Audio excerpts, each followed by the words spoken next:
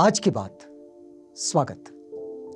आप जानते हैं कि आज की बात में इस समय हम लोग भारत के जो दार्शनिक परंपरा से जुड़े हुए जो दार्शनिक हैं, इन दार्शनिकों का एक छोटा सा परिचय आपके पास पहुंचा रहे हैं।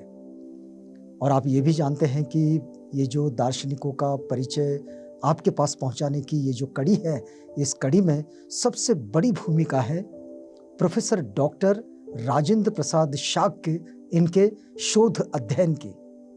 दरअसल दर्शन शास्त्र के प्रोफेसर डॉक्टर राजेंद्र प्रसाद शाक्य ने बड़ा अच्छा शोध अध्ययन किया है और जिसे पुस्तक के रूप में प्रकाशित किया है, जिसका शीर्षक है विश्व के महान बौद्ध दार्शनिक। तो इसी शोध अध्ययन के आधार पर आपके पास दार्शनिकों का एक छोटा सा परिचय ये जो हम पहुंचा रहे हैं, इस कड़ी में इस वक्त एक बड़े महत्वपूर्ण प्रसंग पर हम पहुंच रहे हैं। और ये प्रसंग है महायान की परंपरा में, ये 3री शताब्दी का समय समझिएगा लगभग। तो महायान की परंपरा में एक बड़ा महत्वपूर्ण सेक्ट जुड़ता है और वो योगाचार का। योगाचार का ये जो सेक्ट, ये जो शाखा है जो महायान के साथ जुड़ी, तो इस शाखा को लेकर जिन्होंने प्रचार किया, इसकी प्रतिस्थापना की, इसका प्रतिपादन किया, इसका विश्लेषण किया, वे है मैत्रेय नाथ। इन्हें मैत्रेय के नाम से भी लोग जानते हैं। तो आइए आज इस कड़ी में हम दार्शनिक मैत्रेय या फिर दार्शनिक मैत्रेय नाथ के दार्शनिक चिंतन से जुड़ते हैं, उनके दार्शनिक योगदान से जुड़ते हैं। लेकिन इस धन्यवाद के साथ कि डॉक्टर राजेंद्र प्रसाद शाक्य, इन्होंने ये जो खास अध्ययन किया है, खास शोध किया है, इस अनमोल कार्य के लिए उनके प्रति आभार व्यक्त करते हैं। प्रोफेसर डॉक्टर राजेंद्र प्रसाद शाक्य के प्रति धन्यवाद व्यक्त करते हैं और उनके प्रति कृतज्ञता भी व्यक्त करते हैं, क्योंकि उनका ये कार्य उन छात्र छात्राओं के लिए बड़ा ही महत्वपूर्ण और अनमोल कार्य है जो इस समय भारत की दर्शन परंपरा पर शोध अध्ययन कर रहे हैं। तो आइए इस कड़ी में आगे बढ़ते हैं। आचार्य मैत्रेय नाथ का वक्त आता है 3री शताब्दी का, और 3री शताब्दी में आप देखिएगा 4थी शताब्दी में हमें असंग मिलते हैं और उसी दौरान मिलते हैं वसुबंधु, स्थिरमति, ये 5वीं शताब्दी में आते हैं और इसी कड़ी में जुड़ते हैं धर्मपाल, परमार्थ, ये सब इस कड़ी के प्रमुख दार्शनिक हैं। अब योगाचार के जो प्रतिष्ठापक हैं मैत्रेय नाथ, दरअसल इन्हें असंग के गुरु कहा जाता है। आपको शायद जो दर्शन पर स्टडी करते हैं, दार्शनिकों का थोड़ा अध्ययन करते हैं, तो वे लोग ये जानते होंगे कि असंग के प्रति एक बड़ी आख्यायिका भी प्रसिद्ध है। कहा यह गया कि भाई असंग के जो गुरु थे वे बड़े ही चमत्कारिक थे, दैवीय थे और उनसे उन्होंने शिक्षा हासिल की। लेकिन जब धीरे धीरे बौद्ध साहित्य जब आगे बढ़ता गया और बौद्ध परंपरा पर, बौद्ध साहित्य परंपरा पर, बौद्ध दर्शन परंपरा पर जो चिंतन हुआ, उसकी जो खोज हुई, तो इसमें यह बात स्पष्ट हो गई कि असंग के गुरु कोई दैवी शक्ति नहीं बल्कि मैत्रेय नाथ थे और मैत्रेय नाथ से उन्होंने इस परंपरा को सीखा था। तो देखिए, आचार्य वसुबंधु ने अपने विज्ञानवाद में यह स्पष्ट किया कि सत्ता जैसी कोई वस्तु नहीं होती है। हमने सत्ता पर जो नागार्जुन का चिंतन है, भाव विवेक का चिंतन है, उसे जरूर देखें। अब देखिएगा, वसुबंधु ने इस बात को बिल्कुल स्पष्ट किया है, सब कुछ विज्ञान ही विज्ञान है। इस बात पर वसुबंधु बिल्कुल अड़िग है। और आज के आधुनिक विज्ञान की खोज को अगर हम देखें तो ये बिल्कुल हम सबके सामने आ जाता है कि विज्ञान, विशुद्ध ज्ञान, यही सब है। कहीं भी सत्ता जैसी कोई चीज नहीं है जिसे हम परालौकिक कहें, जिसे हम अलौकिक कहें। तो ऐसी कोई चीज संसार में नहीं होती है। देखिए, आलय, मन और प्रवृत्ति, ये भेद से विज्ञान को 3 प्रकार का माना गया है और वसुबंधु का ये विज्ञान एकदम सर्वबीज है और सर्वबीज होने के कारण ही उसे आलय विज्ञान कहा जाता है। अब वसुबंधु ने बाह्य सत्ता को मिथ्या सिद्ध किया, कि बाहर कोई सत्ता नहीं। इससे उनके दार्शनिक चिंतन का प्रभाव परवर्ती दार्शनिकों पर भी पड़ा और गौड़पाद ने विज्ञानवाद की सिद्धि के लिए किए गए बाह्य सत्ता के निराकरण को अद्वैतवाद के समीप लाकर खड़ा कर दिया। तो विज्ञानवाद और अद्वैतवादियों में ये जो हम स्थिति देखते हैं, ये बड़ी समता की स्थिति देखते हैं। तो इसी स्थिति में जब इसका अध्ययन करते हैं तो हमें थोड़ा सा पीछे जाना होता है कि ये जो योगाचार विज्ञानवाद के जो दार्शनिक है, इस दर्शन परंपरा को कौन लेकर आए। तो इस दर्शन परंपरा को लेकर आए हैं मैत्रेयनाथ। मैत्रेयनाथ को अगर देखा जाए तो वे नागार्जुन के परावर्ती हैं, लेकिन असंग, वसुबंधु इनके पूर्ववर्ती हैं। और महायान संप्रदाय से उद्भूत दार्शनिक निकाय योगाचार दर्शन के प्रतिष्ठापक ये आचार्य मैत्रेयनाथ ही हैं। इनके सिवाय और कोई दूसरा नहीं मिलता है।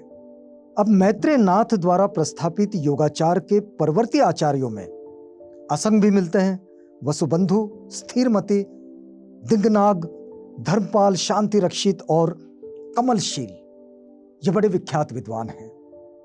असंग ने मैत्रेयनाथ के सिद्धांतों को योगाचार नाम दिया है और वसुबंधु ने विज्ञानवाद के नाम से इसकी व्याख्या की है। इसलिए मैत्रेयनाथ का जो सिद्धांत है या फिर उनका जो दार्शनिक चिंतन है, उसे योगाचार विज्ञानवाद इस नाम से लोग पहचानते हैं, क्योंकि वसुबंधु ने उसे विज्ञानवाद कहा और असंग ने उसे योगाचार कहा।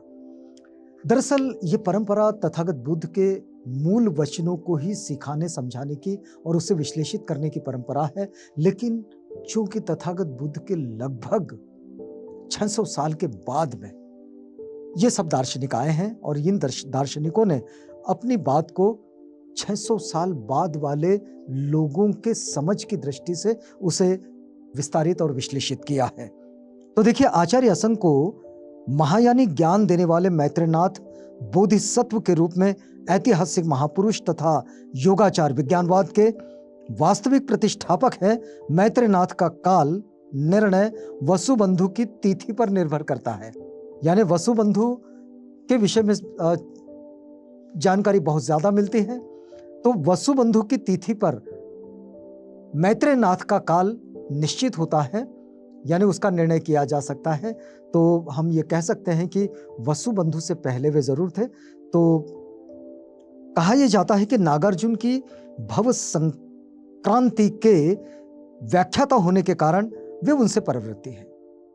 नागार्जुन की जो भव संक्रांति है उसकी उन्होंने व्याख्या की, इसका मतलब वे उनके बाद आए हैं मैत्रेयनाथ। और मैत्रेयनाथ ने नागार्जुन की कृतियों पर टीकाएं भी लिखी है। नागार्जुन के कुछ आधारभूत सिद्धांतों को मैत्रेयनाथ ने स्वीकारा और इनका काल 3री शताब्दी के उत्तरार्ध से 4थी शताब्दी के उत्तरार्ध तक माना जाता है। यह साहित्य परंपरा में मिलता है, जहां साहित्यकारों के और दार्शनिकों के और विद्वानों के जो परिचय मिलते हैं उसमें यह काल निश्चित रूप से मिलता है। अब देखिएगा कि इनके 5 ग्रंथ हैं, बड़े प्रसिद्ध ग्रंथ हैं मैत्रेयनाथ के। अगर हम मैत्रेयनाथ और असंग की बात को अगर देखें तो इनके विषय में एक बात कही जाती है कि सुकरात और अरस्तु का जो संबंध रहा, बिल्कुल वैसा ही संबंध मैत्रेयनाथ और असंग का रहा है। मैत्रेयनाथ के 5 ग्रंथ जो हैं उसमें है कि अभिसमयालंकार कारिका, जिसे हम कह सकते हैं प्रज्ञा पारमिता उपदेश, इसका जो शास्त्र है वो मैत्रेयनाथ के नाम पे आता है।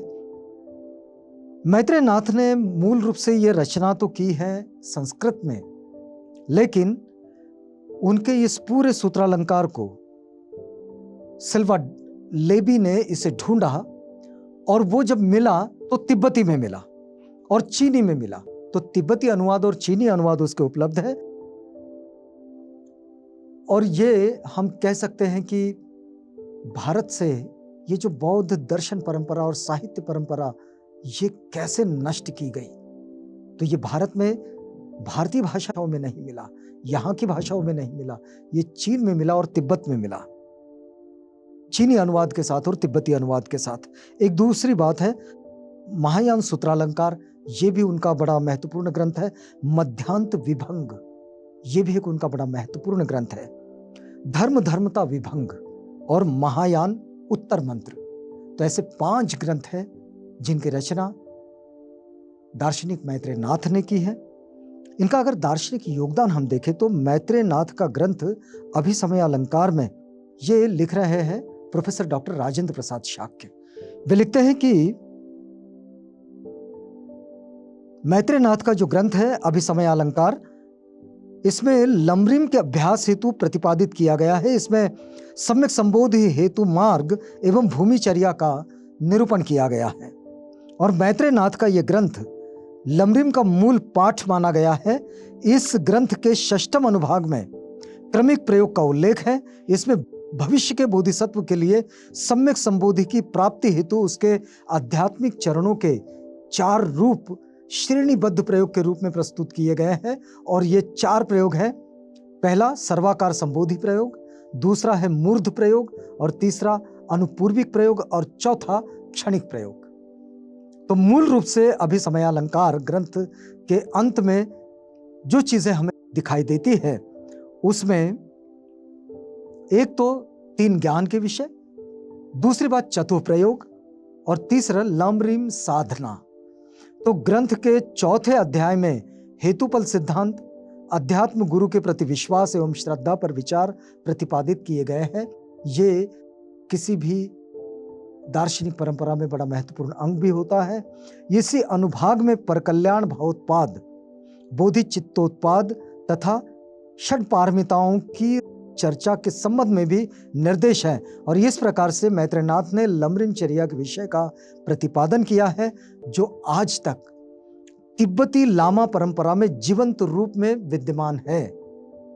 आज भी जो लामा परंपरा में हम जो देखते हैं लमरिम चर्या जो है ये आज भी उसमें विद्यमान है। लमरिम चर्या के अभ्यास द्वारा व्यक्ति तथागत बुद्ध के समस्त शिक्षाओं को व्यक्तिगत अनुभूति के रूप में ग्रहण कर विभिन्न उपलब्धियों से लैस हो जाता है। ये बात इस लमरिम चर्या के विषय में कही जाती है। इसे अगर विस्तार में पढ़ना हो तो हमें दार्शनिक मैत्रेय नाथ का जो साहित्य है उस साहित्य को हमें पढ़ना होगा, उसमें आगे बढ़ना होगा। एक छोटा सा परिचय इस समय हम लोग आज की बात में आपके पास पहुंचा रहे हैं। तो मैत्रेय नाथ के इस परिचय को यहीं पूरा करते हैं, क्योंकि हमारा ये वक्त भी पूरा होता है। अब अगली कड़ी में हम आपसे मिलेंगे किसी नए विषय के साथ, किसी नई दार्शनिक परंपरा के, दार्शनिक चिंतन के, दार्शनिक परिचय के साथ। तो तब तक के लिए हमें इजाजत दीजिएगा।